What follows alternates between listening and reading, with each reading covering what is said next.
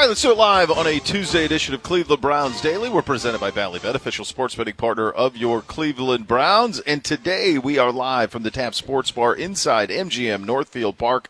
Stop out between now and if you're here between 4:30 and 5:30, Browns legend Phil Taylor will stop by. So you have that to look forward to, which is very, very nice. Must be 21 or older to enter. How you living, Z?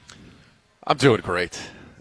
I really am. I enjoy being here. It's a beautiful venue. We got lots of nice venue. TVs out here. Yeah, boy. Imagine in the new studio if we have some sort of a setup like this with all the TVs. I think we should. And also with that, some right thought there, partners. we could use some of that. Cocktails? Yeah, that's right. You said it.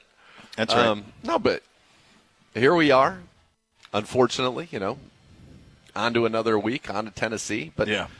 The sports world has been interesting. It was an absolute beating last night. And let me just say this. That was easy to see coming a mile away. Number two, Vrabel is an incredible coach, motivator, has that culture completely where it needs to be, a championship culture. Drake May is I think, probably the best quarterback out of that class. And it's amazing now when you think about it. Jaden Daniels probably was the answer after year one. Yes, but no doubt. You're going to have – and I don't know where Chicago ends up this year. I don't know where New England ends up this year. But the first three picks in that draft are all going to make the playoffs within their first two seasons in the league. There's a good chance that two of them are the number one seeds. And let's not forget Jaden Daniels and the Commanders. They had a lot of injuries this year, and he's been injured in particular. They went to the NFC Championship game a year ago. So you're going to top three in that draft that's going to lead their teams at least to the playoffs, and if not, significantly into the playoffs, potentially for all three of them within their first two seasons in the league, which is really impressive. Right now, the 2 1 seeds are quarterbacked by quarterbacks from that draft. Right, the first Caleb and the third and Drake, picks. first and third and pick. It's hard to know on Jaden. He was really good last year. He was unbelievable last year, but it is hard not to think to the RG3 stuff with the injury and all of that. And he just needs to stay upright is going to be the key for him going forward. The crazy thing about Drake May is you and I were at that combine. There was no conversation about Drake May at 1. There wasn't a conversation about for anybody a second. It was all Caleb all the time. Yep. I'll give Herb Street some flowers. He did like Jaden Daniels better than Caleb. I remember him vividly saying that he preferred him. But there was no conversation, none, about potentially Drake May being the best quarterback in that draft. There just wasn't. He is. And I think what's even more remarkable about him, which makes me think he's even better than what he's showing you right now, is he was drafted by a regime that is no longer there. From a coaching standpoint, Elliott's still there as the GM, and of course Elliott was with us. Was a great friend of the program. Would visit us many times. So Elliott's over there as the general manager, but it's a new coaching staff. They don't really have anything scary in terms of weapons at all. No, they have the end of career Stephon Diggs. They've got Booty. They've got some guys, Pop Douglas. They've got. They hit home runs. Trayvion's probably their best weapon, but he really wasn't even a factor in last night's game at all. Ramondre comes back and they're feeding him the rock. So strange. Mike really likes him. I don't know, or McDaniel does. What's the point? Got to be something that Trey's not doing. Yes, that they're not happy with. They're not happy. I don't know what it could be because when he's on the field, he produces in a big way. But he's overcome all of that. Oh yeah, he's overcome it all. Like usually, if you think about Lawrence and there's a million other ones, but that's the one that pops in my head right away. Of a guy who's drafted to a spot and they can't get right because the coordinators change and the weapons aren't there and all these things. He doesn't have any of those advantages, and he's overcoming all of it and thriving to the point now where it's like he's certainly in a 3 or 4 person race for the MVP. I was just going to say, I think he might even be the favorite. I think that with Stafford losing last week to Carolina and him winning, I think there's a good chance that he's the favorite to win the MVP. I've heard that was a lot of talk this morning about that. And they're going to get their bye now. They haven't had a bye. And they'll get their bye, and then they'll try to finish this thing out. But he's incredibly impressive. Let me say this as well, which I know hopefully Siciliano's tuned in here right now. I understand that these are not the uniforms that they had a lot of success in, but these are their best uniforms. They are. I mean, that is just that look is incredible. Yeah, it's beautiful. And I think that you'll see them more and more. And as you should. I actually think their catalog now is all pretty good. Even the one that they wore, the rivalry one that they wore was really clean. I like that one too. So they looked great. They played great. I want to say it was the second touchdown, the one that he threw the go and just dropped it in a bucket. Yeah, no, Jeez. think about the touchdown against us to Booty. Yeah. It was a beautiful arcing throw right into the bucket. He is. Yeah. He can throw off of all platforms. He's very mobile. He's a much better runner than I think people realize. He is. And he's all you want. I mean, he is really just everything that you want a young quarterback to be. He's awesome. I also would say real quick on this game, the Giants, they just need to play the Phil Simms era is just roll with that. Those unis are great. These are the kind, I know these are the Elis, but especially the whites with the Phil Simms era, they're beautiful. I think this is the Eli like Frank Gifford. It marries the two eras. Yep. They both of these they both have pretty good catalogs at the moment of what they're, and they do have the LTs that they're using. The audacity of Abdul Carter to ask for LT's number, by the way. Hold on, wait a second. Where are all the people that were the Browns can't trade out of number 2? They're getting a generational talent. Guys, he's a bum. First of all, I don't know if he's a bum. He's got a sack and a half, dude. He's got as many sacks as Mike Hall has this year. Right. And Mike Hall has not been playing for very often. And that is really, Mike Hall's a defensive tackle. Like Mason Graham has a half a sack, but he's a defensive tackle. Right, it's different. Still, you want his production, but he's made a lot of impact. Job. Abdul Carter's making no impact. None. And then he got benched at the beginning of the game for tardiness. And then he gets asked about it, and he refuses to answer. I saw that. And he's acting entitled and kind of pompous and a little bit. To me, that speaks to a bigger, and I know they don't have, who is their culture leader, right? I don't know. We don't know because when you look at it, you say to yourself, okay, it was Dable. He's been fired. Kafka's the interim. So nobody there. Who's going to check him? Because what was his answer? He's like, blank happens. Blank happens, yeah. And they ask him again. He's like, blank happens. They ask him, yeah, but what does that mean? He said, I already answered it. No, you didn't answer it. You didn't answer it. How does a rookie, I don't care where you're drafted, take that tone? That's what I'm saying. And it's not even good. Like, it's not one of these markets where they put up with it. Yes. It's New York, for God's sakes. They're not going to put up with it. Yes. It would be one thing if he was playing really well. Yes. It's another thing given what he's doing. No, absolutely. I do think that Jackson Dart is gonna have to change who he is. He's not going to survive this way. Make it. I mean, I was so glad. I wasn't glad that the kid got hit the way that he did, that he got depleted. I'm not glad for any of that. No. But I was happy that they didn't throw a flag on it. Well, because it's a perfectly legal hit play. And while it looks absurd, that is the job of the quarterback to get out of bounds. And he was trying to get every extra inch. He just got absolutely depleted. And the reality is that, that is not a path for sustainable football. Like, it's all fun and dandy, and everybody gets all excited with him and Scadaboo and all of that. Well, Scadaboo's done for the year, and Dart's missed games already. You can't play like that at that position if you want to stay available. No, and that's the thing. He's got to be, become a better pocket passer than he currently is. He made me nervous from the second I watched him when he was doing very well. Mm-hmm. And that's why this game I thought was kind of easy to see this one coming. I mean, it also featured the strangest field goal attempt I've ever seen in my life. I've never seen anybody do that. So have you that's heard like people on a tee box who hit like a foot behind the ball that's teed up and just stop, and then just stop, like just kind of. Have you? I know that you had your other program this morning. I'm sure we're diving into a great many things. Specifically, I'm sure a lot of still joy and revelry over the past weekend. But Has Younghoe Koo commented on it? Have you heard? I haven't seen anything. Where he says, "Hey, this is what happened." Nothing, because it was bizarre. It was crazy. No, it's like I said. I mean, it'd be like it's the thing that came to my head was golf because like Charles Barkley when he'd go and then they'd stop and they just whack like a foot back and then just kind of be like ugh. I don't know. Spalding, but Spalding at least followed through. I don't understand what's going on. It was crazy. I think one of the other big themes, and we're headed into week 14 here now.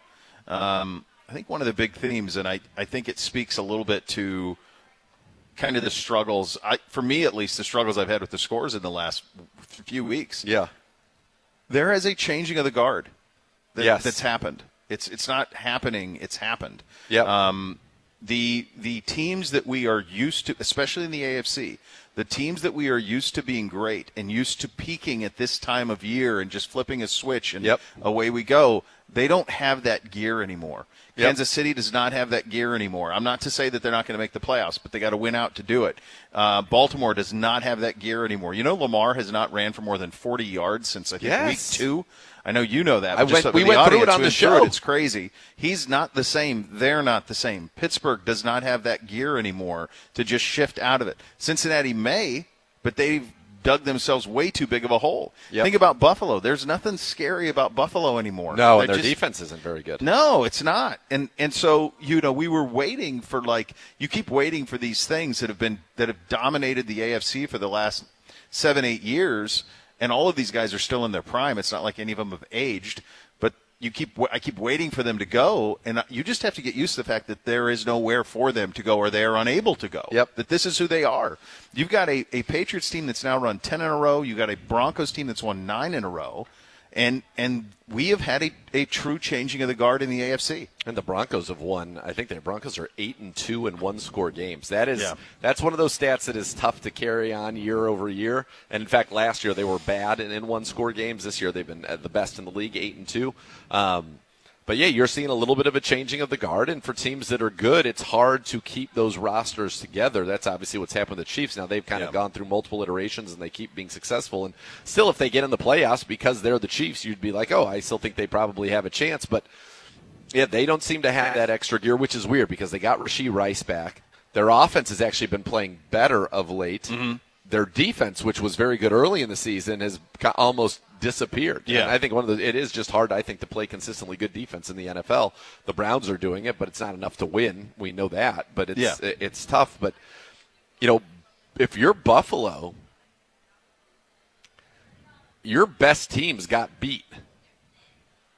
And you feel, me, pretty far away from being back where you were, or where you want to be going forward. They don't. Their weapons. They have not surrounded him with good weapons. No, at all.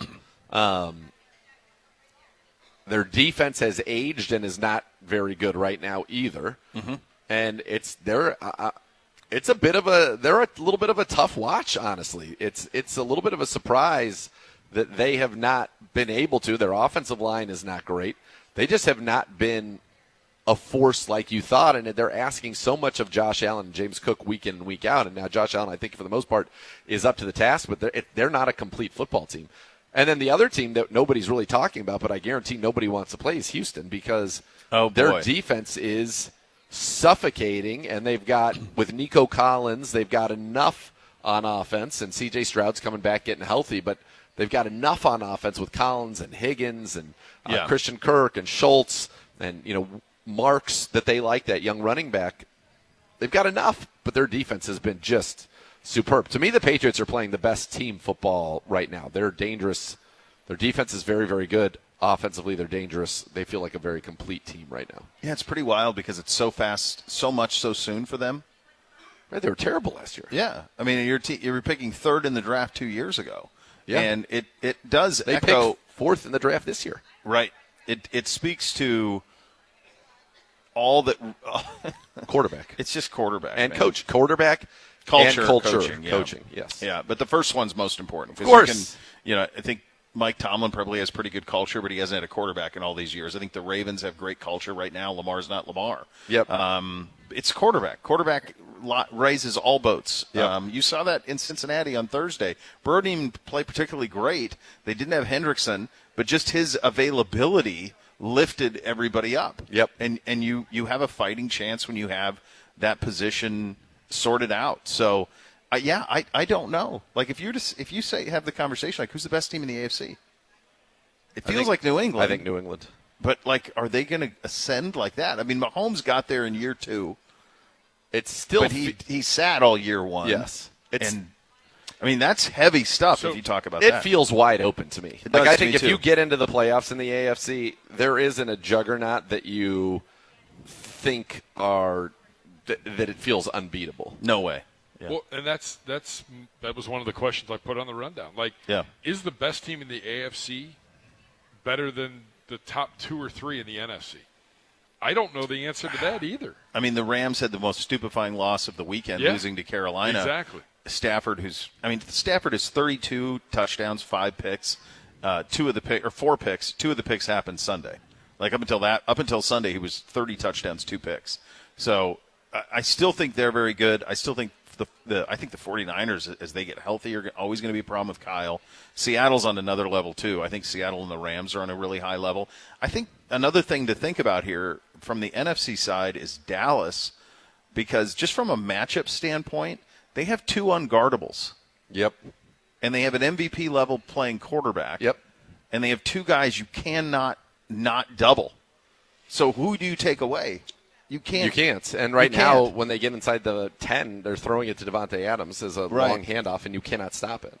Yeah. Well, that's Rams. Rams and Cowboys, both Yeah. that. Yeah. Yeah, Yeah. both of those. They have 2 guys you can't handle. Yep. The Cowboys are 6-5-1 or something like that.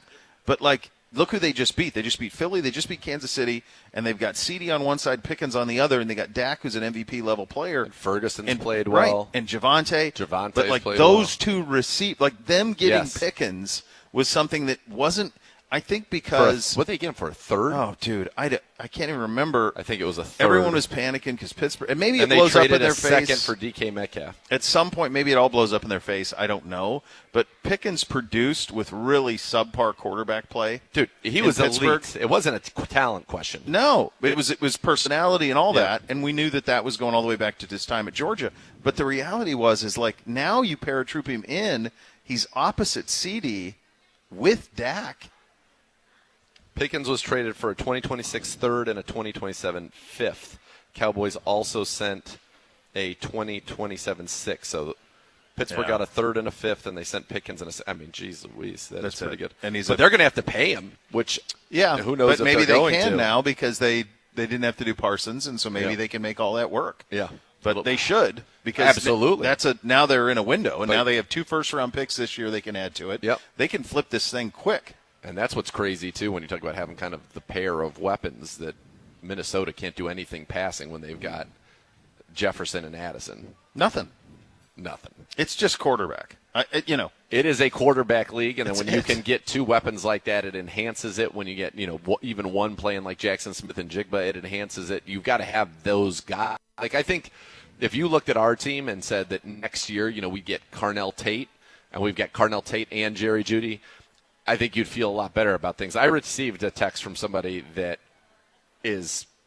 I have the utmost respect for, Okay. and said on the last game, Jeudy should have had 150 yards. That's how open he was multiple times. And I think that's what led to some of the discussions we saw on the sidelines yeah. that, we got it. When you do have the plays called and the guys are open, you've got to get them the football. You can't hesitate at this level. You can't wait for guys to be open at this level. You've got to understand that they're going into a window that is open and get them the football. Yeah, and I think that's what's hard because statistically you look at Shadour's stat line, you go, that's pretty efficient. Yeah. Pretty similar to Purdy's.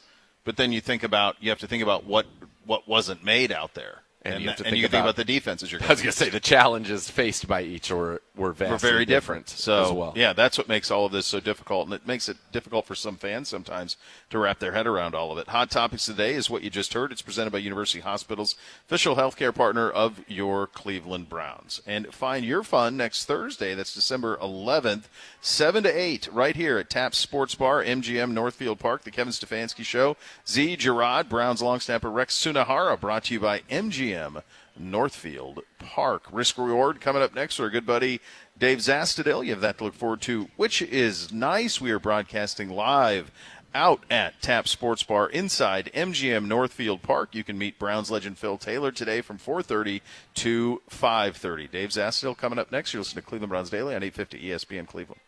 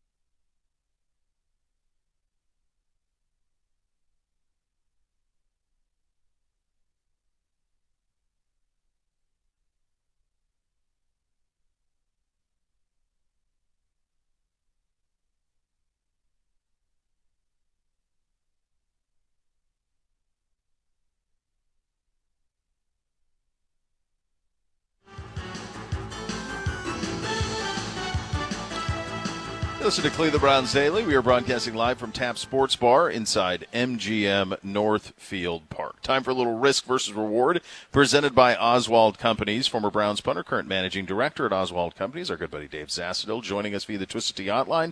Twisted Tea, Hard Iced Tea, official sponsor of your Cleveland Browns. Keep it twisted, Cleveland. DZ, tough one at the old stadium on Sunday. Let's start with kind of your view of our approach with Shedeur Sanders, the rookie quarterback, making his first home start. Well, I remember those days, guys.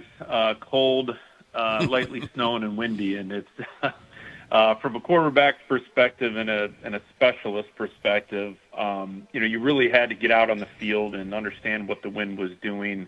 You had to understand what the footing was doing, but it's definitely a challenge. But we always said the other team's got to play in it too. So it was nice to see him get a home start. I think the fans continuously want to see him improve and want to see us continuously push the ball down the field when we can. But like you said, it was an unfortunate day. There was some mistakes that really hurt us. And against a good football team, you have to play clean football, and unfortunately in certain situations we didn't. Dave, what's going on the punt coverage? Yeah, unfortunately, I saw about 90% of the game. I was returning. I was actually on a flight during the first quarter, so I didn't see it. But, there's some consistency going on, unfortunately, in the special teams that just has to get cleaned up. We can't allow special teams to be a detriment for us winning the football game. If anything, special teams helps you contribute to a win. Yep. And the punt return and obviously the punt fumble. Sometimes those happen in those gusty wind type situations, but it still can't happen, right? I mean, we can't afford to do that. We had to believe that, and then the fourth down in our own side of the field, and against a good football team, those are costly mistakes. And when you're in a tight game, 10-8. You have got to play mistake-free football to have a chance against a team like the 49ers. And those are just things that you go back and watch the tape, and I'm sure the coaches are telling them that same message. Look at where we were and look at where we ended up and what caused that. And quite frankly, it was a couple specific plays that just killed us. Yeah, and I think the thing that, we knew this is how this team was kind of put together this year, right, Dave? Like, you're going to try to play great defense, you're going to try to play field possession game, and then you needed special teams to be an attribute and not a detriment. Unfortunately, it's been the latter more than it's been the former, but I think if we just had it at even, if the special teams were just even, Yep, you probably got a couple more wins, and that's the thing that's so hard, because with this roster the way that it is, the margin for error was always so slim for this group. And so as we sit here with a month left to play, and this is something that you have to consider, what do you want to see here in the last month from this team? And I guess technically still in it, but obviously way uphill road. What do you want to see here over the next month from this team? Well, the good thing is I don't think we really need to see too much more out of the defense. The defense has really showed us what they're capable of, especially the young guys. You've seen what Schlesinger is doing. You're seeing the impact that Mason Graham's having.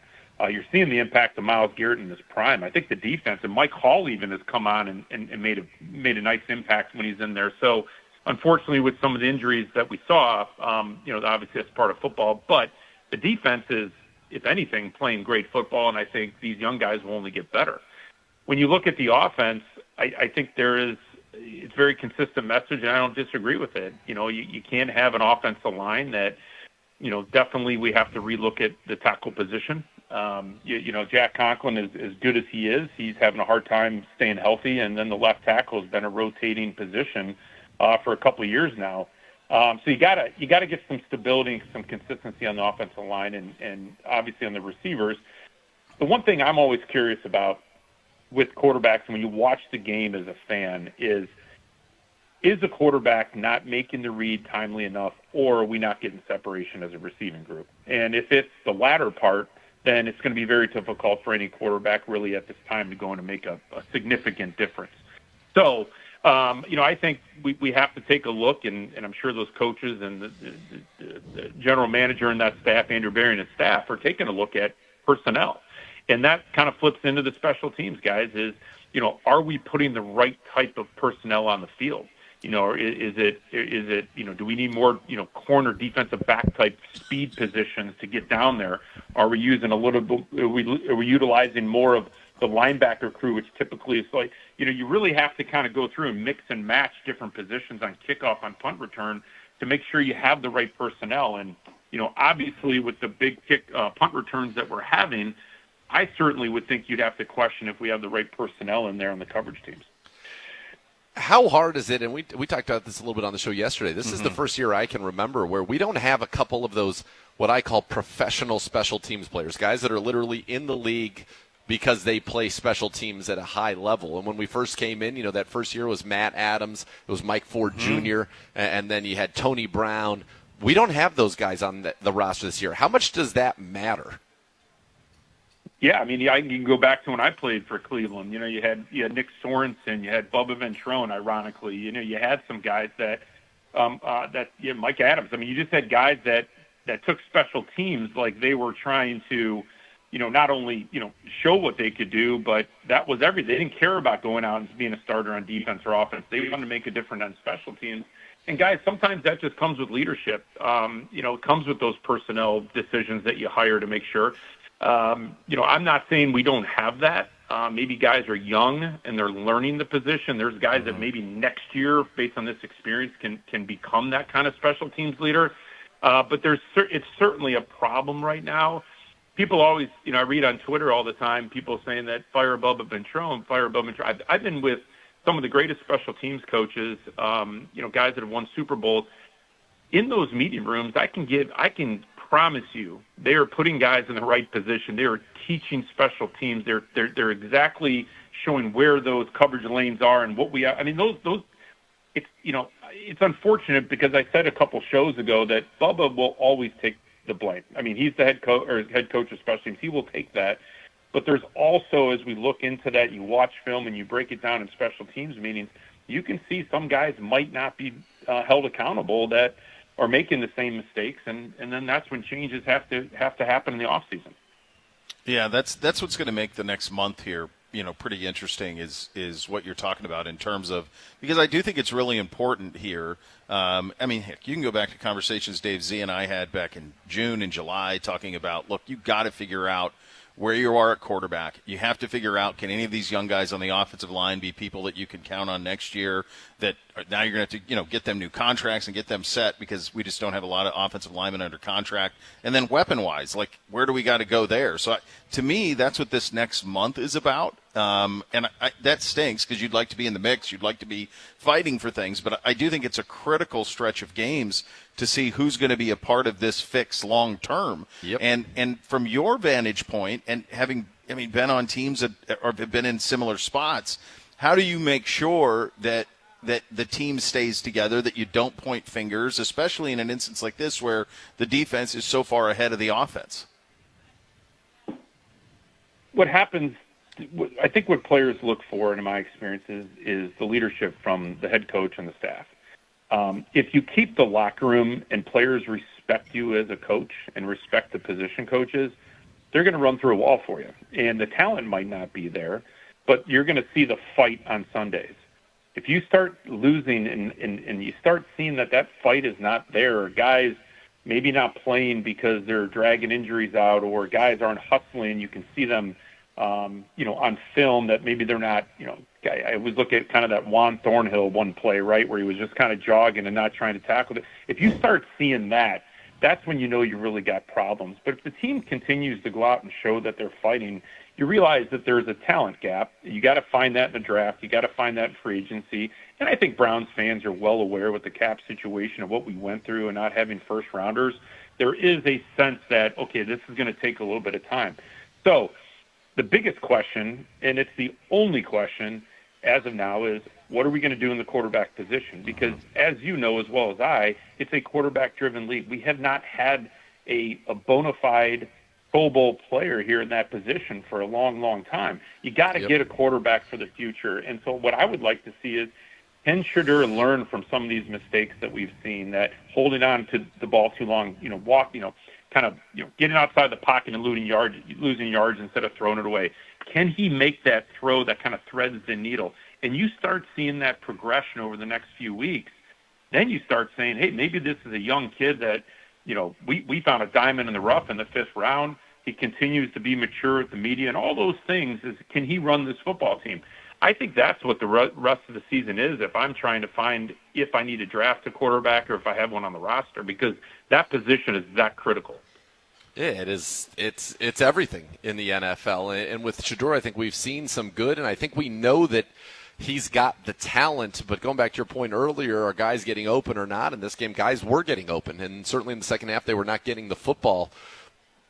What do you hope to see? And I think we should look. I think we understand where Dylan is. I think you give Shedeur Sanders the same amount of time these rest of these games to see if he can improve, because he's got the necessary talent. He may not be seeing it or processing it as quickly as Dylan was, being as safe with the football as Dylan was, but he's got the talent to be an elevator, and so you've got to see it. But Dave, what are you looking for that tells you, if anything, that Shedeur might be more on the right path? It's a great question. Before I answer that, Nate, I want to go back to a quote that probably one of my favorite coaches ever played for said, and Bruce Arians. He was talking about Julian Sayin and Matt Patricia's defense, and he was talking about college football for a second. And he was kind of going back and forth between the college game and what Matt Patricia is doing with kind of running an NFL offense type, mixing up schemes on defense, confusing the quarterback. And Bruce Arians said, you know what, when Andrew Luck and some of the guys that Tim Couch and he faced, it took some of these guys, Peyton Manning, at least 1.5 years before the game started slowing down. They could understand the concepts. They can make quick decisions. So I think we always have to understand that these are rookie quarterbacks that kind of got thrown into the mix mid-season or early in the season. This is less than ideal for the development of a quarterback. So what I would expect to see the rest of the year is just small things out of Shedeur. If a guy is open, is he making the right read? Is he taking the shot when it's time to take the shot? If he's outside the pocket, is he throwing it away instead of taking the sack? Those are small things that I think as we see over the next few games, if he's doing those things, hey, you may have a guy that's starting to quickly pick up on the NFL defenses and how to play the game. If we're not, and we're seeing the opposite, then we're not seeing any improvement. And then, it's going to be, hey, let's put all this tape together, and do we need to draft a quarterback in the first round, or do we think we have somebody that has shown us enough that we can develop and rely on him? I'm happy I'm not in that position, but that's how I would think it's going to go. All right, buddy, time for the risk versus reward play of the game. It's brought to you by Oswald, the official risk advisor of your Cleveland Browns. A lot of ways you could go here. We had the special team stuff. We had the fourth down play to Fannin, which didn't work out very well. We had a play last night on Monday night. Have you ever seen that where a kicker – did you see this play from Ben King where he just – he just stopped. He kind of hit a foot short, and Scottish Hammer had to take it? Apparently, Siciliano was listening, so I'm sure he enjoyed our uniform conversation. Okay. But he said that Koo, after the game, said that he saw the ball move, and you could see on the replay that it did. The Hammer was kind of getting the handle on it, and so he stopped because he thought the ball was moving. Oh, okay. It was still wild. It was wild. Typically, I've never seen a guy stop like that. I did see the ball tilt in, almost like I think it was the Scottish Hammer, right? He kind of lost it and then put it back. But typically, you always have that trust in your holder at the end of the day to get it down. I think he should at least, went through with it. I've never seen that before. It was kind of unique. But yeah, my risk versus reward, guys. I think it was a pretty critical part of the game. We were down 10-8. We're on our own 33-yard line, and it was 4th and 1. Listen, I love the aggressiveness. I just thought personally, in a cold, windy, snowy game, if you're going to snap a ball to a tight end that does not do that consistently, listen, they might have thought it could have been a great play. I just thought there was a little too much risk in that decision to put a rookie, young tight end in that weather and windy conditions under center. That's just my opinion. I thought that was their best risk-reward topic of the game. Yeah, and it's one of those things circumstantial. Were we going with the wind at that point or against it? So there is some debate as to which way it was with it and which was against it in the game. The belief is that was with the wind. With it, okay. Yeah, but in that stadium, guys, with the way some of that wind would come in, swirls. you might feel the wind was coming behind your back. You get to like the 34-yard line, and then it would shoot to the sideline. So that, with windy games in there, it's sometimes all over the place. What's crazy is at that point it was 10-8. 10-8. Yep. Yeah. Yeah, the defense was playing good. Like I said, it was a risky decision. I just think you pump the ball and give your defense a chance to get a turnover and make a stop, and you're still in that game. And like we talked about, in these games versus where we are, you got to play mistake-free football to have a chance to beat a good football team. You're the best, buddy. Thanks for your time. We'll do it again soon. All right, guys, have a good day. Thanks for having me on. All right, there he goes. That is Dave Zasdale. He is the managing director at Oswald Companies, and he's here for Risk versus Reward, presented by the Oswald Companies. Coming up next, Harold Fannin Jr. from the podium. You listen to Cleveland Browns Daily on 850 ESPN Cleveland.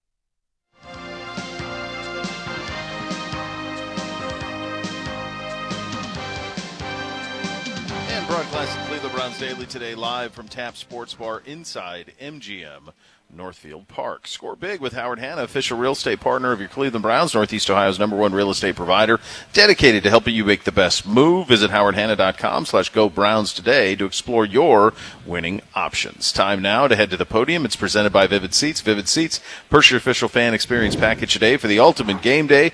Here is tight end Harold Fannin Jr. Harold, on your touchdown, kind of fought for those extra yards. Tommy Rees said before the game that he tells the team that they can't stop playing through a play because if you've got the ball, it might not be over. How have you embraced kind of the idea of yak and fighting for those extra yards? And what does that say about your play style that you're able to execute that?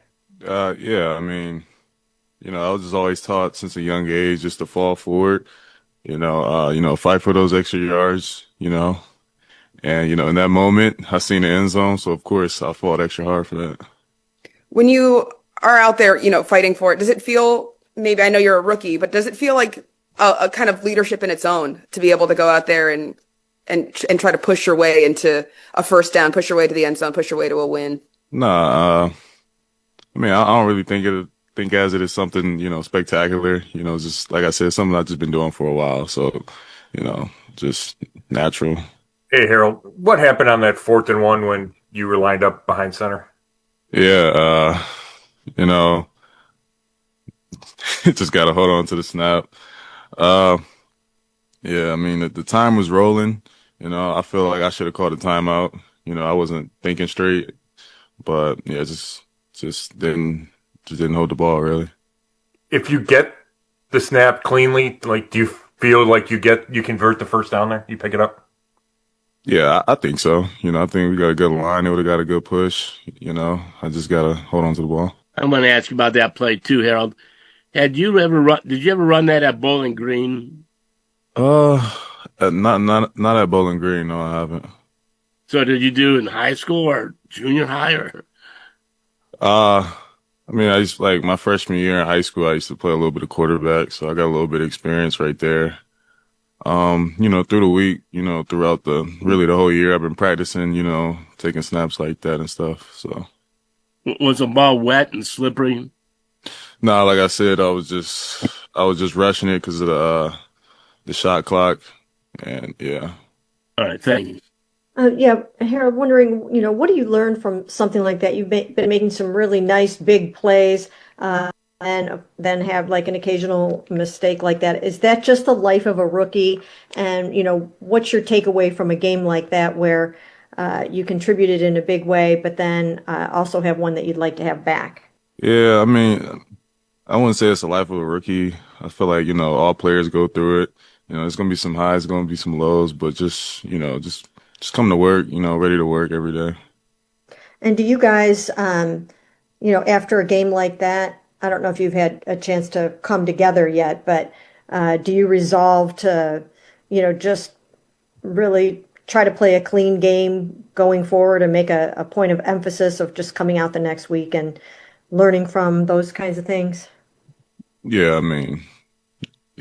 I say we try to, go over the mistakes, fix the mistakes, try to not let those mistakes happen again in the next game. And like you said, just keep learning from it. And one more thing on that real quick. Was Shedeur and some of the other guys very, helpful in the aftermath of that and encouraging you and telling you to keep your head up and not let it get to you? Yeah, I don't remember what the score was, so it's still a pretty tight game. So I feel like, it didn't really affect us at the time, but, obviously, like I said earlier, I wish I would have done something different. Hey, Harold. Shedeur's talked a lot about just trying to kind of get on the same page and build chemistry, especially with a guy like Jerry. But it seems like you've kind of become a safety net of sorts for him, and you guys kind of already have that chemistry developed. Just what has led to some of the success that you guys have had in these first couple of games together, and being able to sort of produce on the field? Obviously the practices, but I feel like us just sitting down, talking in the locker room, seeing how he wants things and seeing how I see things and, trying to just meet in the middle, really. And then when Kevin's going for it on those fourth downs, whether you're under center or taking the snap with the way you guys ran that play or not, like how much do you guys appreciate sort of that aggressive style? Like, do you guys appreciate that aggressive sort of play calling and approach? And is that something that as an offense you guys kind of encourage Kevin to go for it in those situations? Yeah, I mean, I like it. Like I trust him 100%. Obviously, looking at those short down and distance, in my mind, we can always get it. But, yeah, I mean, I like it. I like being aggressive, things like that. Hey, Harold, after the game yesterday, Shedeur said that he thought he needed to be better helping guys rally through adversity. How do you think he's been? I know it's only been 2 starts, but how do you think he's been on the field, in the huddle during those difficult times? Yeah, I say he's been great. I feel like, in those huddles, he's very good with the situation, that we're in and, helping us talk us through it and, really just motivating us to go out there and, put something together. Thank you. All right, Harold, as someone who's kind of worked with the special teams unit, what do you think maybe could be better in a week, if anything, to maybe clean up some of the blunders on returns and coverage and all the things that have needed to be cleaned up? Is that something that can happen in a week of preparation, or does that just come down to a game? I mean, I'll probably say it can, it can obviously be fixed in a second. Special teams is a lot of one-on-ones. Obviously I'm going to take our 11 over theirs. And, Bubba always say all the time, these are like easy fixes. Like it ain't nothing crazy. Like we can easily fix this if we all just come together and, in that moment and play for each other. All right. That wraps us up. Thanks, Harold. Thanks, everyone. I appreciate it. All right, Harold Fandon Jr. from the podium. I wanted to ask something of the two of you philosophically. So did you guys see the Bears-Eagles game on Friday? I caught a few minutes at the facility as I was wrapping up, and it was an ugly, ugly game. It was? Yes, I did. So did you see the circumstance at the end of the game where Philly's down 15? Yep. They score with 3 minutes left. And they go for 2. Yep. Is that the right move there? So it's the right move mathematically, but I think that does not take the humananalytics into account because the reason you're doing it is that the quicker you can possess the information that you need 3 possessions rather than 2, that allows you to shape your behavior to deal with it. Right. Immediately. Yeah. Whereas if you kick the extra point, you're down 8. Down 8, yeah. You score, you go for the 2, you don't get it. Now you've acquired that information that you need another possession at the last possible second. You might not be able to do anything about it. Yeah. Now at least you know in everything that you're doing that you have to get that extra possession, which is why they sent the field goal kicker out there at the end because they knew that they needed that.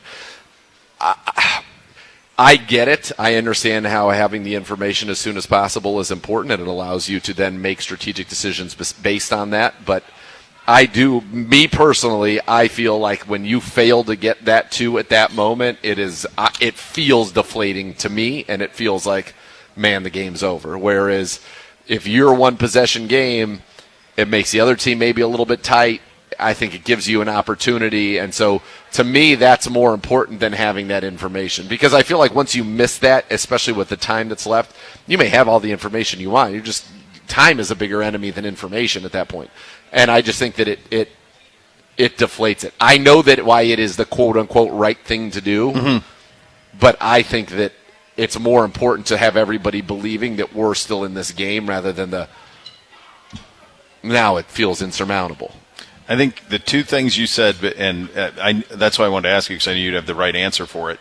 The 2 things that that it doesn't factor into are humanalytics, which is everything you mostly emphasized, which I think is correct. Because once you don't get it, it's done. Like the feeling is, all right, that's it. We don't have a chance. We'll see on down the road. The other thing that it doesn't take into account is the same thing that you mentioned briefly, and that is time. Yep. There's 3 minutes left. Yep. There aren't 2 more possessions in the ball game. Yeah, so you're getting it one more time. So the knowledge.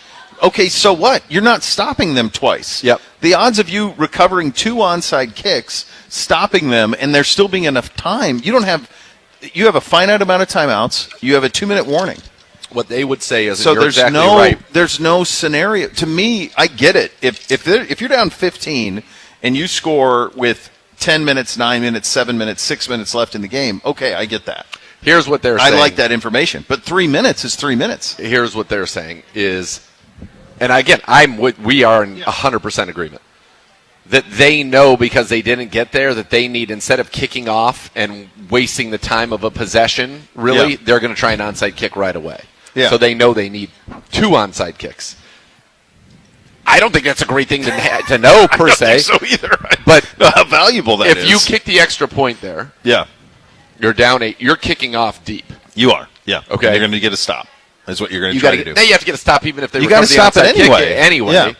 But your strategy on that kickoff would be different because of now you have the information of knowing you need that extra possession. That's all. Do I think that helps you win? No, I believe, and I just think there's nuance to it, and I think time and place are big how do you nuance. think players react to it? Yeah. I think players react to it like this is deflating. Once that happened, it's over. Yes. It's done. It's the Jim Donovan rule. Make the damn extra point and stop having to chase it. Because the moment you miss the extra point, they had to chase it. Well, in this case, they're going to need it too. So they're going They to have are. to go for 2 at Right. some point. But Yeah. in this, I in understand don't it. think- yeah, but I in don't this think era with the overtime the way that it is, get to overtime. Yeah. That's a win for them to get to overtime. You're going to have a chance to answer. Here's the other thing that people think, and this is why this is the one that'll drive a lot of people crazy, is you're technically supposed to, okay, if that scenario was that they were down 14 and they scored right there, analytics says you go for 2 there. Yeah. Now, that's because you have 2 shots to go for 2 to get to 14. You only have to hit one of them. But if you hit the first one, Now you're winning the now game. you win the game on your next touchdown with an extra point. I don't have a big problem with that. My biggest issue was that drives people nuts. I know though, it does, but that doesn't including Gibbeck. 1,000,000%. There was a team that won doing that. Was Yes. it Denver? I think it was the Ravens have recently. I know the Ravens A have couple recently. weeks ago, Denver, Maybe I want to Denver say in did it. prime Okay. time did it. But that I don't mind because that is a finite amount of possession. It's still 2 possessions. Yes. It's the difference between 2 possessions and 3 that's the problem for me with and when you factor in the 3 minutes. But what they would There's say- not enough time on the clock Yes. for all you're trying to do. Of course, they would say if I miss the 2, even if I kick the extra point Yeah. and I miss my best 2-point play, I still need another possession. It's better to know that now than later. And I say no. I'm with I you. think for the mental state of your team Yeah. and the competitive nature Keep of your hope team, alive. you keep hope alive. It's better for them to feel like they're in it Yeah. until they miss it, because at that point you miss it, it's over. The reality is it's over I think it's over when you miss it the first time too. Yeah. All right, second hour of the program coming up next. One thought around every game in the National Football League. We are broadcasting live from inside the Tap Sports Bar at MGM Northfield Park. Browns legend Phil Taylor is going to be here on site from 4:30 to 5:30. Must be 21 or older to enter. You listen to Cleveland Browns Daily on 850 ESPN Cleveland.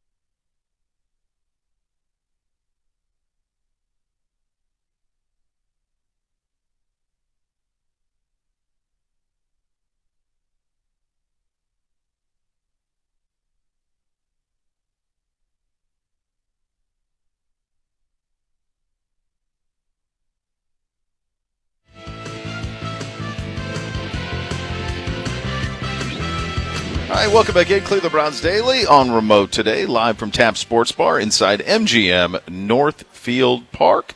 Stop out, still plenty of time. Browns legend Phil Taylor going to be here from 4:30 to 5:30. Must be 21 or older to enter. Before we get to one thought, for nearly a century, the Rumpke family has operated one of the nation's largest waste and recycling companies, providing top-level services to residential and commercial customers. To learn how they can help you meet your sustainability goals, visit rumpke.com to learn more. Time for one thought around every game in Week 13. Hello, Gibby. Hi, gentlemen. Good to see you. Good to see you, Gibby. Good to see you all as well. Let's start with Thanksgiving. Hard Let's to do it. believe. Almost Jeez. a week ago. Can I just say something? Which one? Which I had three. I want to say something right now. Thoughts and prayers on that. Go ahead. Remember when I was talking about how bye weeks, instead of being like randomly throughout the year, should be 4 weeks, 8 teams? Yes. If you took away Thanksgiving and Black Friday, which were, by the way, 8 like pretty heavy-hitting teams. Massive. You still had plenty on Sunday, early window, late window, primetime, and primetime. Yeah, no, you're right. So just do that 4 times. Have these monster weeks. I know some people just take L's in fantasy, and it is what it is, but it's just done in 4 weeks. No doubt. I couldn't agree with you more. And that way it's more. I think it's, then it's fairer uniform too. it's I more think fair. it's crazy that the there are Patriots teams that got the Patriots and the Niners are going to get buys in Week 14. That's you had teams crazy. that got buys, I think, in Week 5. Like, yeah, we turned our bye week down Week 5. Yeah, because after we were coming out of London. Out of London, yeah. I would think, like, if I were a team like the teams that have buys, who'd you say? It's Patriots and who's the other one? Niners? It's 4. There's 4. It's Patriots, Niners, Panthers, and all of those teams are in the mix. Yeah, there are Those 4 three. teams. Carolina, the Giants, 49ers, and There it is. Patriots. Yeah, Giants are the only one that's not. So the Giants aren't in the mix. Everybody else, I mean, that's a By the way, nice, Joe- if you can get here, that's a nice little refresher. Joe Shine, or if I'm saying his name right. Oh, is it Shone Shine? or Shone or Shine? I can't remember I which thought one it was. It looks like Shone, but I've It heard feels people like call him Shine. Okay. Anyway, Shane? he's Shane. That's what it is. Is it Yes, Shane? Shane in the middle. Shone plus Shine divided by 2 equals Shane. Shane. Joe Shane. He's doing his press. He's going to do a presser. He's doing his presser, his bye week presser this week, and people, the comments underneath, like the waiting for, are just wow, brutal. But he's doing it. Yeah, good for him. Yeah.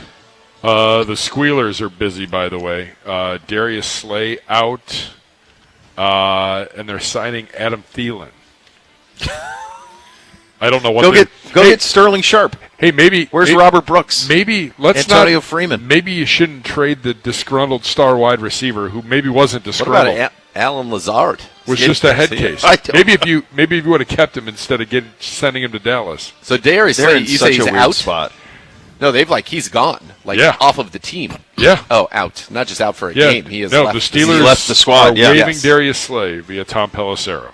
Yeah. And they're signing Asante Samuel from the practice squad to the active roster. It's got him, yeah.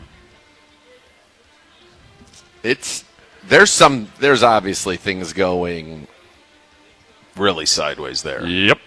Poorly behind the scenes, which is interesting because that's the one thing that you think of with Tomlin is for sure the culture. But, they weren't able to get it right with Pickens.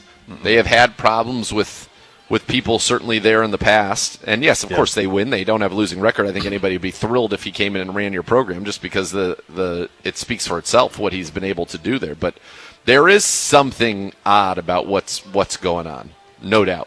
I think when you are piecemealing it together at quarterback every year, that is just tough sledding, man. Yeah. It's really tough sled. I mean, they tried with Russ. Part of me still wondered if they would have been better off just going with Fields and just building it around him. They weren't going to win a Super Bowl that way.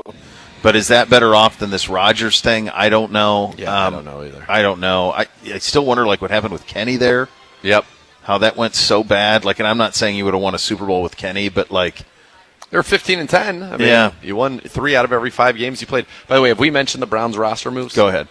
Browns have signed defensive tackle Sam Kamara to the active roster from the practice squad. Malik Collins has been placed on injured reserve, ending his season. The team also signed defensive tackle Simeon Barrow Jr., guard Jack Conley, running back Amani Marshall, who was with us in the preseason, and linebacker Mark Robinson to the practice squad. The club has also placed defensive end Julian Aquara on practice squad injured and released linebacker Eugene Asante from the practice squad.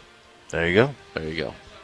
College football playoff starts Saturday, December 20th. Yes. Yeah. Well, the 19th will be the first game. On Friday. Yeah. On Saturday, at 5 o'clock, they'll be going up against Philly Commanders. And Yeah. at 8:20, Packers-Bears, it just announced. Yeah, so time-wise. so they let the times. Okay, Yeah. so what the college football folks will do is they'll put the best game Friday night. That'll be the best game. Then they'll put the second best game probably 3:30, the third best at noon, and then they'll basically punt on the afternoon. Correct. And this is one of my biggest pet peeves in the college football calendar. I kind of laid out how to fix it. They need Yep. to fix it, but there also needs to be some cooperation from the National Football League, because you are getting. It's the greatest minor league system in the history of sports. Yep. It's the second most popular sports in this country. Give them a couple of Saturdays. They don't Yep. need many. They need Yep. one on the 20th. If they get this calendar right, one this weekend, one on the 20th. That's it. Give them one Saturday night, or heck, even Saturday afternoon for a national championship in January, and then they'll stay out of your way. You'll stay out of theirs. You're going to continue to get ready-made stars. You imagine, like, when Jeremiah Smith next year is draft eligible? Like, Yeah. how many jerseys? Yeah. I mean, we had Bake. We had Johnny Manziel. Yep. I mean, they're ready. We have Shador. I mean, what's Shador been worth to us because he played 3 years of college football? You don't Yep. have to tell your fans who Shador Sanders is. They know. Nope. Like, just give them a little. And then college football's got to get organized, have one voice, and just say, hey, what can we do here to make this make sense so that it's more seamless? Because it's a mess right now. Yep. All right, let's go a little rapid fire through one thought on Thanksgiving Day. The Packers take down the Lions in Detroit City, 31-24. Nathan Zagura, one thought. Yeah, Packers are good. Jordan Love is good. 4 touchdowns in this one. And the Lions are good, too. They're just not quite what you expected. Now, Jamison Williams steps up majorly with Amon-Ra, goes down early in this game. I don't know if there have been any updates on him. But it's just kind of surprising. Micah Parsons having a great season for them, but not a single sack by the Lions. Their defense just has not been what I think they need it to be. They're a team that feels like a paper lion, as it were, that's going to, I think, get into the playoffs. Maybe. Maybe, but if they do, it might be a quick exit. They have a massive game against Dallas. Yeah, that's gonna Thursday. be, I think, that's a loser really leaves town game. I agree. That's a massive Thursday nighter. I can't help but see. I think Detroit had so much in that game, so much into it. They're wearing the Barry throwbacks, like they were. The place was electric. They had so much into that game. And Eminem, Jack White, That like that whole halftime thing was was amazing. awesome. Like, and I'm watching that. And I'm going. I just felt sorry for Lion because I just thought, oh, that was it. That's probably it. And then last year they had that magical season, but everybody got hurt at the end. You Yep. just wondered, like, was there a window that's now, did it just close like that? Well, now you've got a must-win game Thursday night. Oh, it's Lions and the Cowboys come to town. Yeah. And Amra did not practice today. This is the last day to practice. Oh, It's that like game's a this Friday. Thursday? It's Thursday. Oh, 2 I thought it days. was 2 weeks. I thought it was the No, following it's The on week. Lions 2 go days. back-to-back Thursdays. No, it's an unbelievable game. It's as good a Thursday nighter as you're going to have. Amra did not practice. He will be a game-time decision. And it's at Detroit. Yes. Jeez. Yeah. Up next, Cowboys 31, Kansas City 28. Bo Bishop. Mentioned this earlier. I just think the Cowboys are like this year's Bengals if they get in. Because I just think, and it speaks to something Z and I talk about all the time, weapons, weapons, weapons. If you have weapons, you have a chance. If you have weapons, you can overcome a lot of defensive inefficiencies. And they have 2 guys that you cannot single cover. Nope. So somebody is open on every play on the outside, and when you have a quarterback as good as Prescott that can make you pay, they are uber dangerous. And that was kind of my big takeaway is if you're in the NFC, I would not want to play Dallas with that quarterback and those 2 weapons. No, especially not indoors. I think No. that they're a better team indoors. Quinnen Williams obviously has been a nice addition to that team. They picked up Logan Wilson, remember, in the middle of the season as well, the former Bengal who's played very well for them. Yeah, the Cowboys are legit. Remember we did a power poll a while back, and I ranked them 10th after a couple of wins. Then they went on a little bit of a lull again, but I think they're back. They're in the mix, and they're a fun team to watch. They're a fun football team to watch throw the ball around the yard. They got beat up. They got beat up by Denver in Denver, like 47-27, and then they lost at home to Arizona. Yeah, that was. And the then one they backed that up with beating Philly and beating KC. Yep. So it's like, and they beat them Which one both are tight. yeah. Dak I think if they continue to go on a run like they are, Dak's going to be He should be the MVP consideration again. We talked about Dallas and Detroit Thursday night. You want to wait up all day for Sunday night. Sunday night's Houston at Kansas City. I mean, Yeah, that's must win. That's another must win. I don't like that for my fantasy. That's not good. I'm a little Chief heavy. Chief heavy. Hey, it's in Kansas City at least. I'd rather be in the Dome, honestly. Yeah. Bengals 32, Ratbirds 14. Zagura, one thought to round out Thanksgiving. Welcome back, Joe Burrow. Looked great throwing the ball around the yard. Any updates on T. Higgins and who? But Yoshivas picked up a touchdown. They stepped in. To me, the biggest takeaway from this, though, is like, what in the world is wrong with the Ravens? What is wrong with the Ravens? And things are clearly very, very wrong with this Ravens operation on offense. Lamar doesn't look great. Derrick Henry got 10 carries in the game, 10. I don't know. Ravens it's weird. Lamar does not have, in the last 4, I think, he does not have a single game where he's completed 60% of his passes. Correct. And he has not run for over 40 yards. He's thrown in one his last touchdown 4. with 3 picks in his last 4 games. It's not right. Something's not right. As great as he was at the start of the year, he's clearly not right. Nope. To the Black Friday game, we've already talked about it. Anybody have a thought on Bears 24, Eagles 15? Yeah, the Bears are for real. I mean, this team is for real. They believe in Ben Johnson. He's playing well in terms of getting Caleb Williams to play well, I'm sorry. And even though his numbers are never that good, it's like Caleb Williams makes the right play when he needs to. And here's the other thing. That's the black and blue division. They are running the ball. DeAndre Swift and Munungai, how do you say it? Kyle Munungai in this one, 40 carries, 255 yards, and 2 touchdowns. 40 carries, 255, and 2 touchdowns. Saquon Barkley, 13 for 56. Munungai was a great player at Rutgers on some kind of average teams, but he really elevated.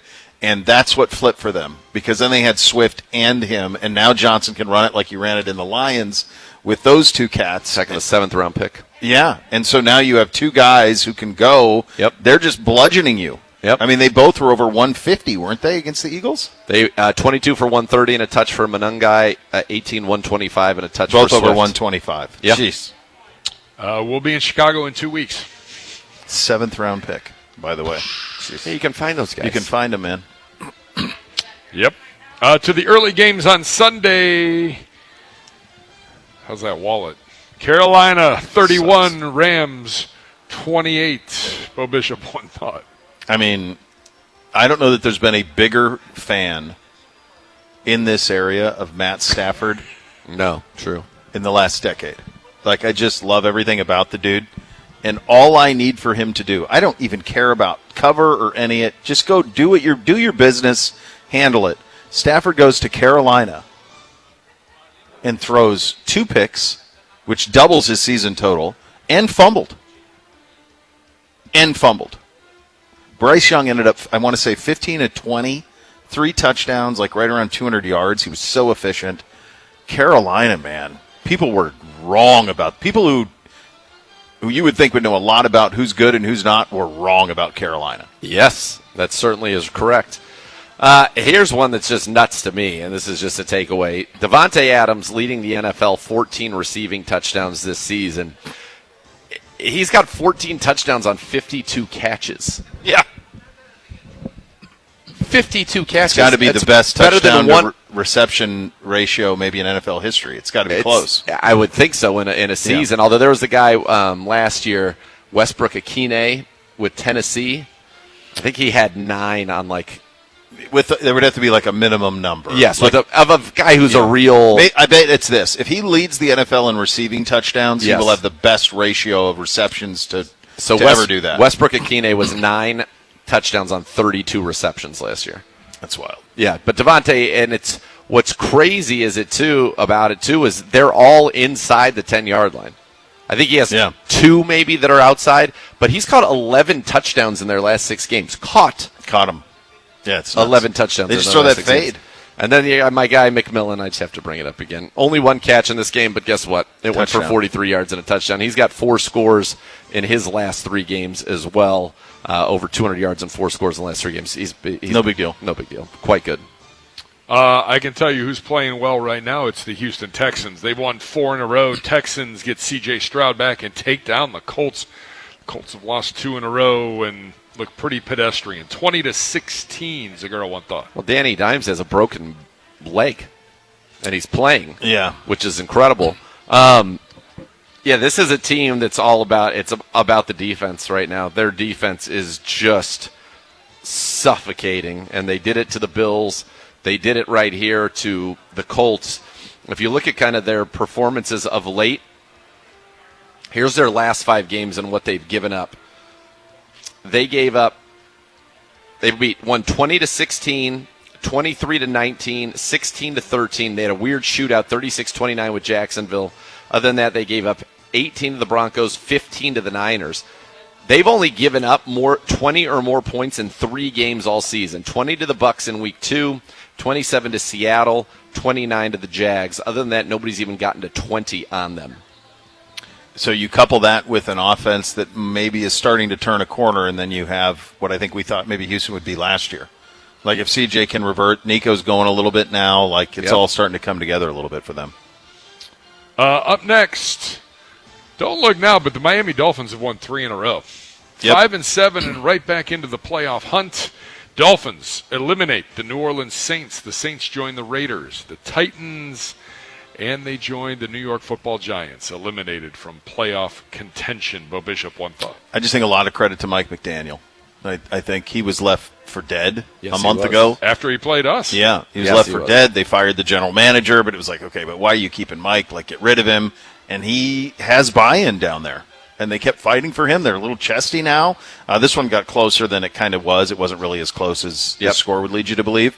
But, yeah, like they just have a little bit of buy-in. They have an ultimate weapon in Achane, and with that, and everybody's playing with a little bit of fire in their belly, and this is what you get. So a lot of credit to McDaniel. Achane's averaging 6 yards a touch. He's got 1,404 total yards and 10 touchdowns in 12 games. He's one of the best-kept secrets kind of in the NFL because people really aren't paying all that much attention, but he's been over 100 total yards in 4 straight games for them in that 3-1 streak. And you go back, after they lost to us, they've won 4 out of their last 5, and in those games he's scored 4 touchdowns and he's put up 91, 106, 225, 165, and 134 yards from scrimmage. He's been the engine of that offense. Next up, the New York Jets doing a fine job of screwing up their draft positioning. Taking down the gutless Falcons, 27-24. I don't know what's going on with either one of these 2 teams. How did the Falcons blow this game? I mean, crazy. Bijan is dominating this game.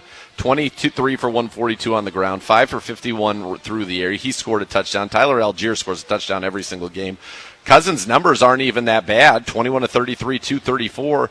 And what's nuts about this one, I got to find the play-by-play, they had every chance to win this game. And, in fact, you would have thought they were going to. They get the ball back with 1 minute and 53 seconds, and they go take only 27 seconds off the clock and punt it.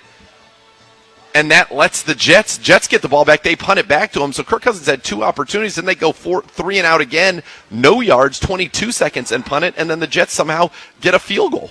Crazy. Stupefying loss. They had 2 shots inside 2-minute warning to drive down the field and get it done. They had a bad punt after that. They netted 24 yards on the punt. They only go 19 yards, and Nick Folk makes a 56-yard walk-off.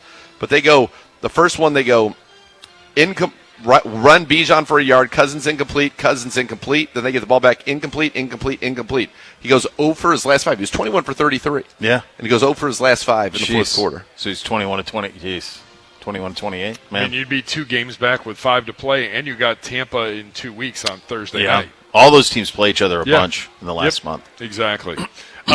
Tampa Bay, speaking of the Buccaneers, take down Arizona, hold off a pesky Arizona Cardinal team, 20-17, Bo Bishop. These early games were dogs.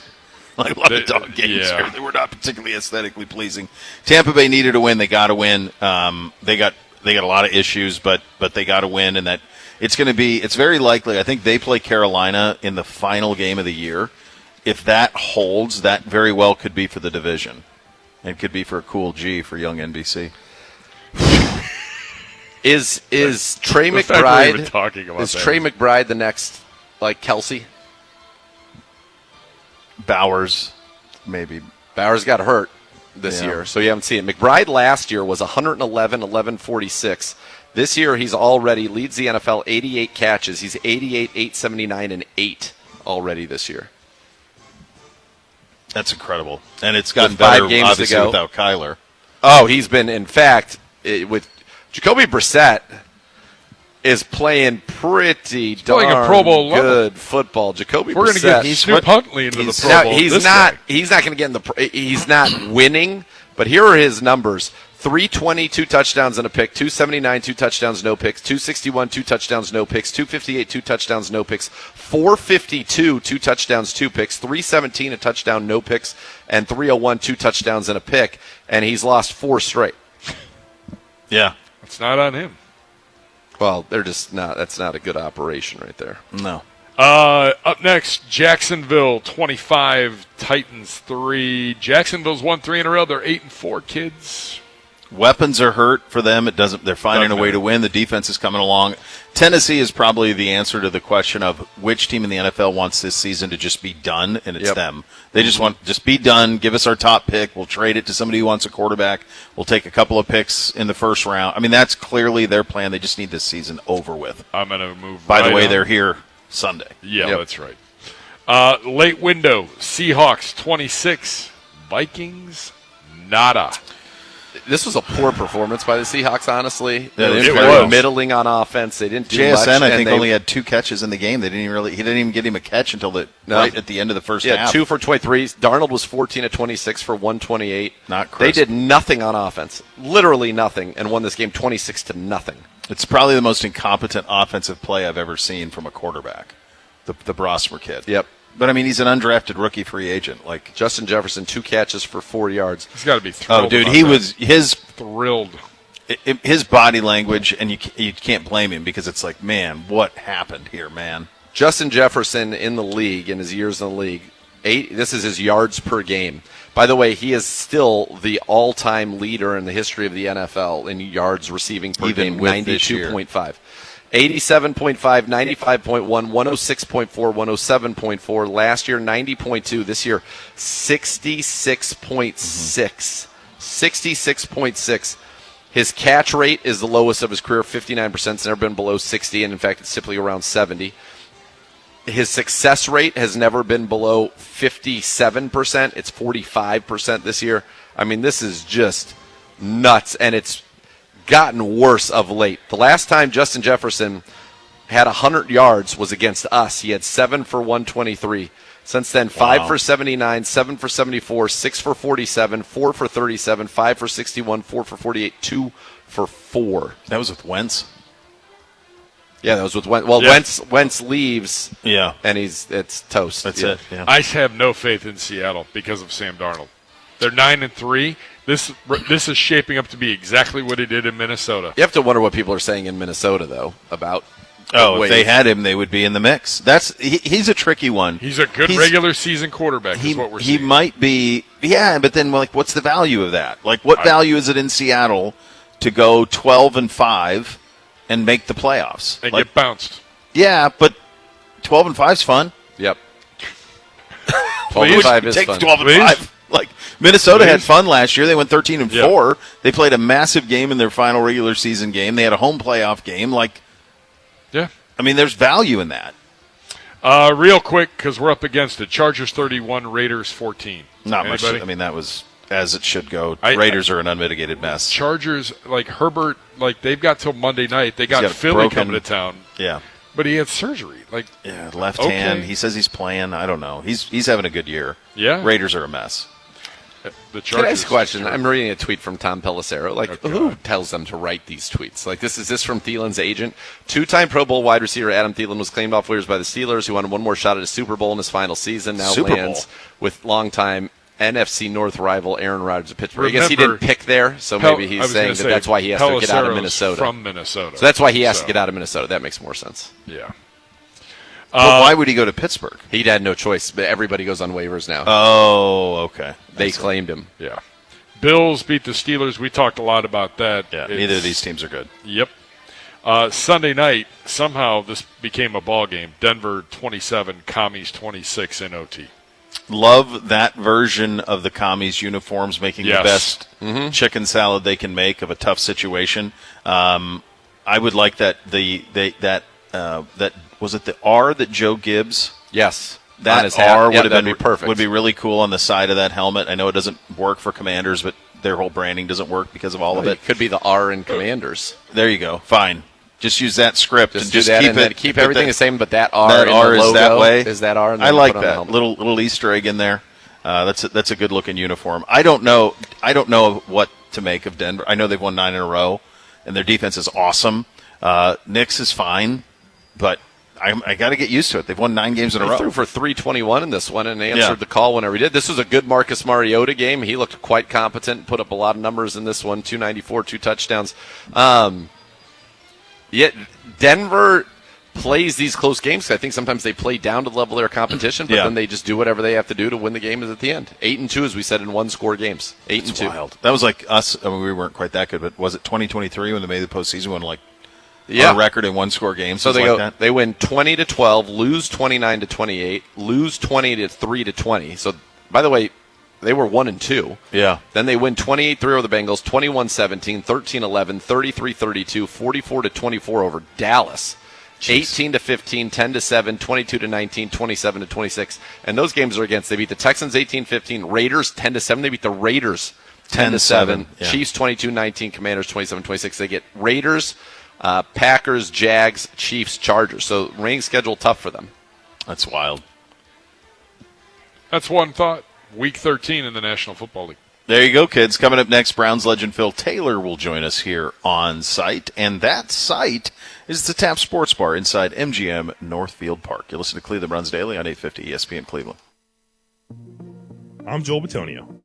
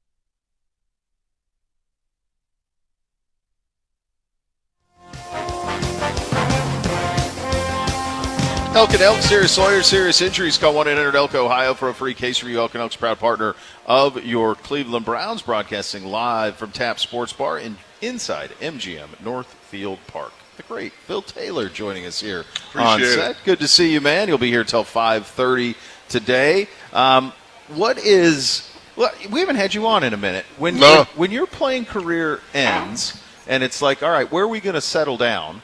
How do you land on here? Because I see you bouncing around the youth sports scene from time to time with your children. How did it end up being here? What made this home for you?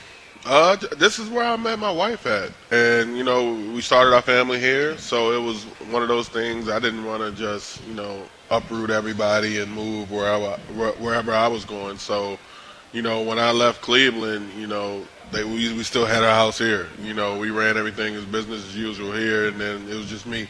Doing what I had to do. So, how much have you kind of enjoyed being in a city that loves its football team so much and loves the fact that we're a Cleveland Brown? That it's always, and I see sometimes we're in the D.C. area, you come to those games, but like you're at the hotel bar and people are going nuts just to see you. It's just a city that loves football, which is what makes it, I think, so frustrating for all of us that we haven't been able to give these fans the payoff. I think it's tougher as a player, because you kind of see it from both sides. As a player, I wanted to win, but now on the outside, I'm still a fan of the team, and I know how the players feel, and now I know even more how the fans feel. So it's like, and I love it. I always had love for Cleveland since the day they drafted me, and that's why I chose to stay here and raise my family here and still, do things with the Browns and do things in the community. You talked about it now, seeing it as a fan but also a former player. When you see a defense that's playing, this is a Super Bowl defense. Yeah. It's playing at that level. Myles Garrett's doing things that have never been done before in the history of the National Football League. How frustrating is it to know that we've got that phase is as good as it gets, and we still can't be a consistent winning football team? Yeah, it's tough. Obviously, I think the reason we can't put, the pieces we want around certain guys on this team is because we're kind of handcuffed with bad investments, and it sucks on both parts, the players' side of it and the organization side of it, and that's the nature of this beast. You never know what's going to go on with a guy, once you pay him, but at the same time, I know deep down in, D4's heart that, if given a chance, he'll still want to play, and I feel like he can still probably play somewhere else. You know what I mean? But it just sucks that we got this, championship caliber defense, and we can't get it done. We're still losing games. And Myles is probably going to obliterate the record this year. And, and what is he going to have to show for it? Not even a playoff win. That's hard. You know what I mean? So yeah. Phil, when you're a part of something like that, and I don't know in your career if you were ever in a spot like that where one side was so great and the other side was deficient, how hard is it to keep everybody rowing in the same direction in that circumstance? We were kind of in that boat. We wasn't, championship caliber. We were top 10, my first couple years in the league, and we were just always a quarterback away, as we say. But, being in the locker room, dealing with something like that, when you see the struggles, what's going on, but you can only control what you can control. You know what I mean? You don't want to be, speaking out about things that, have nothing to do with you. When you watch what Myles is doing this year, what kind of goes through your head, and what do you think it's like for the guys on that line with him who are only ever getting single blocked and who are, and Malik was having a heck of a year. It sucks that he's gone down. Mason's playing well. Mike Hall's playing well. Shelby, all those guys. But, on the interior, when you have a guy like that on the outside, it's got to be wild. Oh, yeah. I would have loved to play with Myles, free me up a little bit. But, those guys they're going to play even harder because they know he's out there, giving up his body, taking on, 2 to 3 blockers per play. And, they only have one. So it's like, you got to win your one-on-one. Myles might not be able to get it, but somebody better get it. You know what I mean? So, yeah. You're a guy who chased quarterbacks and tried to stop offenses for your career. You also probably have a pretty good eye for what makes a quarterback. We've seen 2 starts from Shedeur Sanders, one on the road, one at home. What have you seen from him positively? What needs to improve? What do you hope to see from him to let you know what he is over the next month? I see just each week he's trying to improve, and given he's only had a few weeks of practicing with the ones and things like that, he's doing better than I expected. And given that we don't have the best offensive line right now, we don't have the best wide receiver core right now, he's doing what he can do. You know what I mean? You can't really put that much pressure on somebody even as a rookie coming in with the situation we have and the personnel we have. We have some young guys that I feel like will be stepping up and will be the mold for the team in the next few years, like Fannin and Judkins. And I feel like with this upcoming draft, our first 3 picks should be either two O-linemen and a wide receiver, or you know what I mean? Yes. I don't care if it's all O-linemen. I feel like those teams. A receiver. Let's stay with receiver. We need some weapons. We'll stay with the receiver. We can get weapons in free agency. And we got to pay for them. You know what I mean? But at the same time, I would rather take a free agent wide receiver than to hope on a rookie wide receiver, unless it's one of those top guys. Yeah, we're saying Carnell Tate. You can bring Carnell Tate right up the road from Columbus. I don't think anybody have a problem with that. That's wide receiver you. Yeah, exactly. Yeah. That's what you look at like this year, for example. The Browns, I think, are very happy with the way things played out in that draft, but there's a world in which maybe you made a couple more moves and you ended up with Ibuka and some more picks, and you'd be feeling pretty good about things right now. We do. You're right. We've got some of those young guys. Offensively, it's tough. Do you think, as a former first-round pick and an early pick in your own right, for a guy like Shedeur, there were so many mock drafts that had Cam Ward and Shedeur going 1 and 2, 1 and 2, 1 and 2, and it ends up being Cam Ward goes first. Shedeur, as we know, goes in the 5th round. But they're both the starting quarterbacks for their teams this Sunday. Yeah. And so is that something that's in the mind of a young guy like Shedeur, probably like, okay, this guy was the number 1 pick.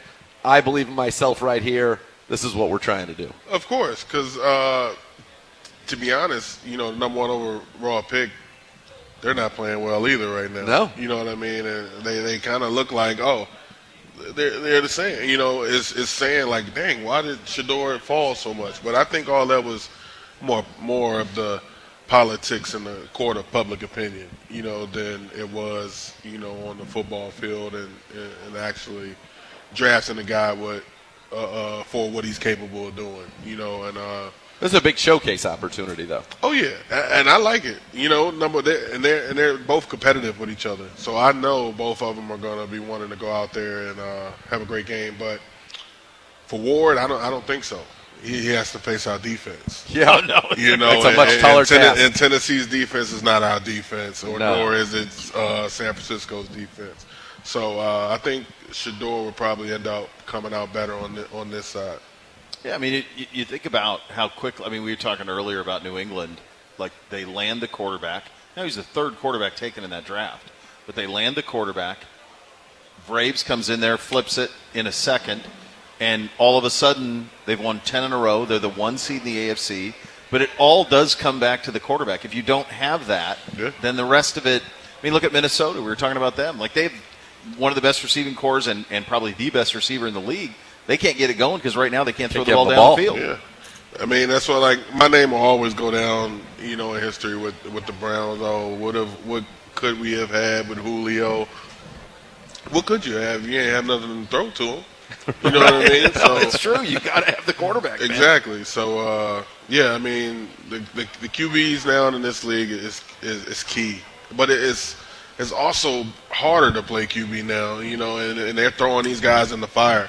Like, we can go back to, Manziel, one of those guys. I feel like he was the type of person that needed to sit behind somebody for a couple years, learn it, ease them into it.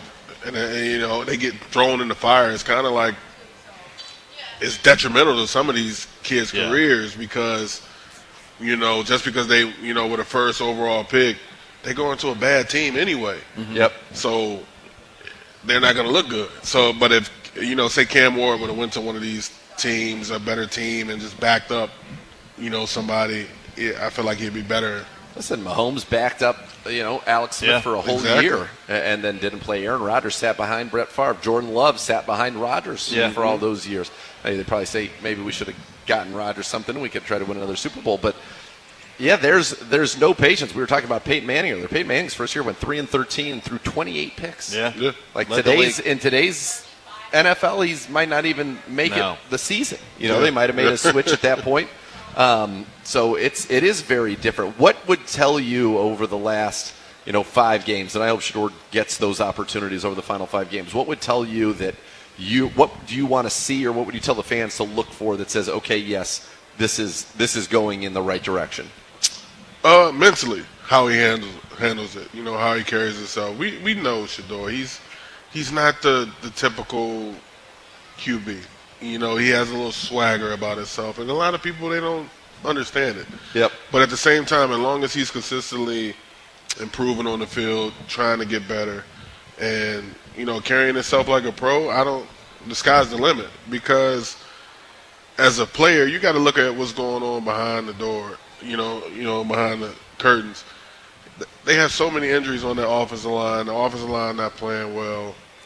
He doesn't, call it a clickbait or whatever. He doesn't have a number 1 wide receiver. And Judy can be mad all he wants, but he needs help. You know what I mean? Judy got to get open. You can want the ball all you want, but you can't get the ball if you're not open. Yeah. So, Good seeing you, man. Yes. You too, man, for sure. Great to see Appreciate you. you having me. Yeah, it's nice. Coming Good out, he's talking. doing all the media today. Doing it all. That's right. Doing it all. That's right. Phil Taylor, good talking to you, buddy, as always. We have so much more to come. You're listening to Cleveland Browns Daily. We're presented by Valley Bet, official sports betting partner of your Cleveland Browns on 850 ESPN Cleveland.